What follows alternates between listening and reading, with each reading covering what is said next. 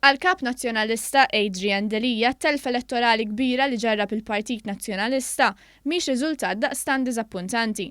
Delija għamel din id-dikjarazzjoni waqt il-programm Diset, 3 jiem wara li l-Partit Nazzjonalista mexxi minnu ġarrab l-ikbar telf elettorali tant li tilef it-tielet siġġu fil-Parlament Ewropew. Il-riżultat tal-ħadd li għadda tħares minn fejn tħares lejh huwa diżappuntanti għalik personali u anke l-Partit Nazzjonalista.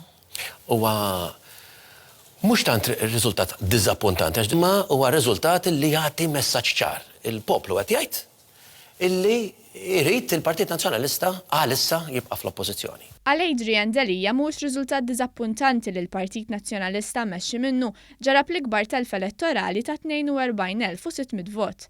Iżda l-eks segretarju ġenerali tal-Partit Nazzjonalista Paolo Borcio Olivier jaħsibha mod ieħor u malajr jfakru li l-Partit Nazzjonalista mexxi minnu tilef bil-kbir l-elezzjonijiet tal-Parlament Ewropew.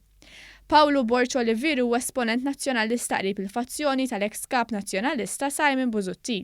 Bl-esponenti mill-fazzjoni din jaħtfu kull opportunità li tiġihom għal taħt idejhom sabiex imorru fuq il-medja u jikkritikaw lil Adrian Delija.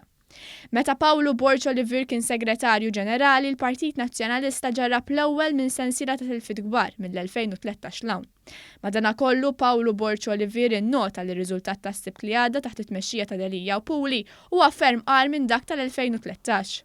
Issa jekk wieħed iħares daqsxejn lejn iċ-ċifri ta' 42,000, din hija sfortunatament l-ikbar daqqa illi ħa il-Partit Nazzjonalista fl-istorja reċenti. Jekk wieħed jitrasporta għal dak li jista' jiġri f'elezzjoni ġenerali, hija li din titrasforma lilha nnifisha għal 55,000. Intant Adrian Delija qal li ma jridx jagħmel rapport tat-telfa wara l-Partit Nazzjonalista tilef bil-kbir l-elezzjoni. Dawn kollha hunch feeling tiegħek imma ħadd tagħmlu analiżi tar-riżultat, ħajkolkom kummissjoni indipendenti li tagħmilkom rapport fil-qosor u tkunu lesti implementaw. Interessanti u din hija xi ħaġa. Tagħmel l-awtopsja fuq il-mejjed. Jien nixtieq l-awtopsja minflok jagħmlu għall-esperti jagħmlu għall-iktar firxa wiesa ta' nies. Delija kien mistoqsi wkoll dwar l-emil tal-Ewroparlamentari Nazzjonalisti Roberta Metsola u David Casa li għażlu ma jilqgħux l-istedina li għamlulhom il-President ta' Malta George Vella biex jiltaqgħu miegħu wara l-elezzjonijiet tal-Parlament Ewropew. Casa talaq lejn Brussell it-tlieta filgħodu waqt li Metsola kienet għadha Malta fil-ħin li saret il-laqgħa mal-membri parlamentari eletti Maltin. Iżda l-Adrian Delija m'għamlu xejn ta' diżrispett li ma marrux għall-laqgħa mal-President ta' Malta. U allura ftit naf dwar din żgur safajna fi imma kien hemm ebda sinjal ta' disrispett imma irrid niċċekkja dwar għax. Adrian Delija ftit li xejn kien infurma dwar din il-laqgħa mal-President ta' Malta, konferma ta' kemm Roberta Metsola u David Casa ma jistmawx lil Delija bħala l-kap tagħhom.